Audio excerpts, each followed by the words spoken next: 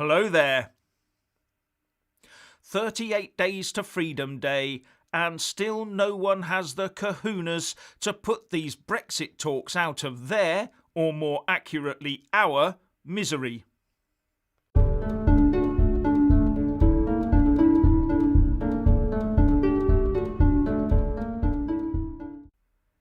Firstly, please subscribe and like this video to give my channel a boost. And I'm always uploading new content, so please do check back daily. And a big thanks to my Patreon and PayPal supporters. Yes, just 38 days to go before the end of the Brexit implementation period, or transition phase, and the UK and EU trade negotiators are doggedly hanging on in there. Anyone would think they're being paid by the hour. Both sides stand firm, fiercely defending their red lines, while deadline after deadline passes them by unnoticed. And all the while rumours surface by the dozen and are dashed on the rocks of the next deadline. Businesses on both sides of the channel must be looking on with ever-growing bewilderment as the politicians soldier on regardless. Business, after all, needs some sort of certainty, even if that certainty is a bit of short-term pain while they get used to new trading realities.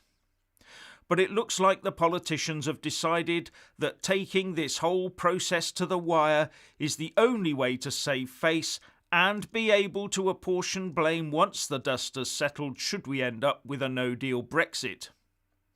First we had the Boris Johnson mid-October deadline that was swiftly dropped. Then the end of October, and I think there's already been 2 or 3 this month. And the deadline set last week for tomorrow has already been ditched and moved another week to next Tuesday. And still those red lines refuse to budge.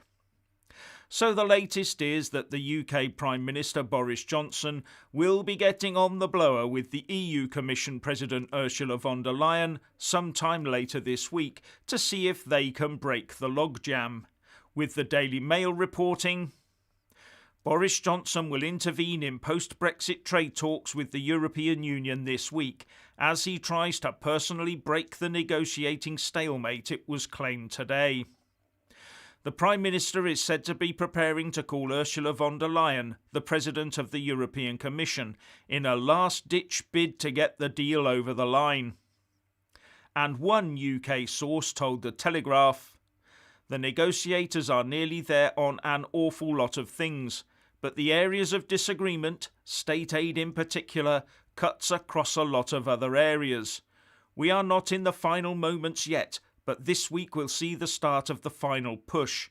I would expect that at some point this week the Prime Minister or Ursula von der Leyen will have to make an intervention. Now, if I remember, they did this a couple of weeks ago, to no avail.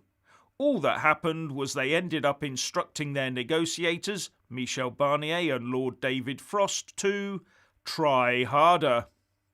Sounded back then as if all ideas and imagination on how to square the Brexit trade deal circle had dried up. So what will it be?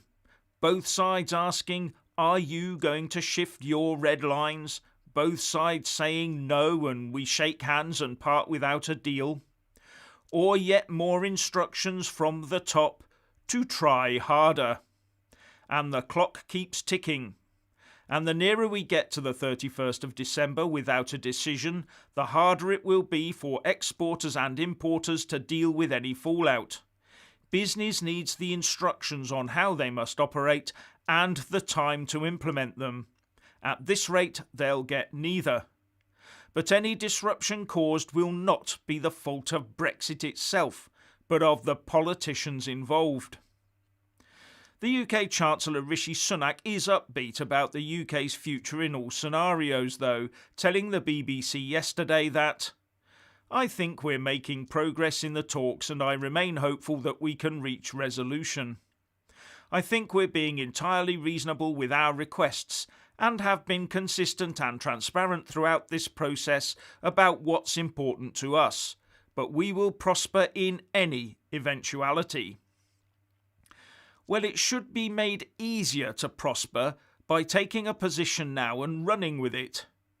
But I think looking to appear strong while looking to appear to not be the one to walk away first is shackling both parties to the negotiating table for far too long.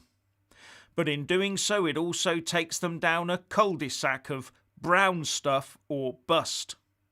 And that means both sides glowering at each other over their red lines right up to the 1st of January, in the hope that the other side will crack. If that's the case, our MPs and Lords had better be ready to keep sitting right the way through what's left of the 2020 festive season, because there will probably be too few sitting days left to deal with the required legislation otherwise. Either that, or they've already agreed on everything and this is all being played out for public consumption. And if that's the case, there's obviously bad news on the way for Brexiteers. Because as I explained in a video earlier today, any deal will be a compromise of red lines, and as the UK red lines are all based on retaining our sovereignty, a deal would compromise the UK as an entity. It would all amount to how much and in what areas, as well as the calculations going on in the mind of Boris Johnson as to how much support he would lose in the process. But as he's already lost shed loads of support over his handling of the pandemic, whether any criticism is justified or not, then he might decide that getting Brexit done properly is his only route out. Let's hope so. There is also the matter of fishing rights to consider. The UK has so far insisted on taking back full control and had even offered the EU some sort of 3-year transition to help them acclimatise to the new arrangement, but that was rejected. Instead, the EU has come up with its own idea to insert a clause that allows them to come back at the UK for another bite of the cherry in 10 years' time if they don't like how we run our fishing waters. Bit of a cheek, eh? The EU always wants everything, doesn't it? Anyway, if you want to hear more from me, please don't forget to subscribe and also press that little bell, or you won't get any notifications. And if you want to see more of me, buy a mug with my mug on it by following the link in the descriptions box below and support me on Patreon or PayPal. So what do you think about all of this? Please share and comment, and thank you for watching. Please do like and share this video, and also subscribe to my channel. And when subscribing, please do remember to press on the little bell next to the subscribe button. That way you'll get an alert every single time I put up a new video. And thank you very much for watching.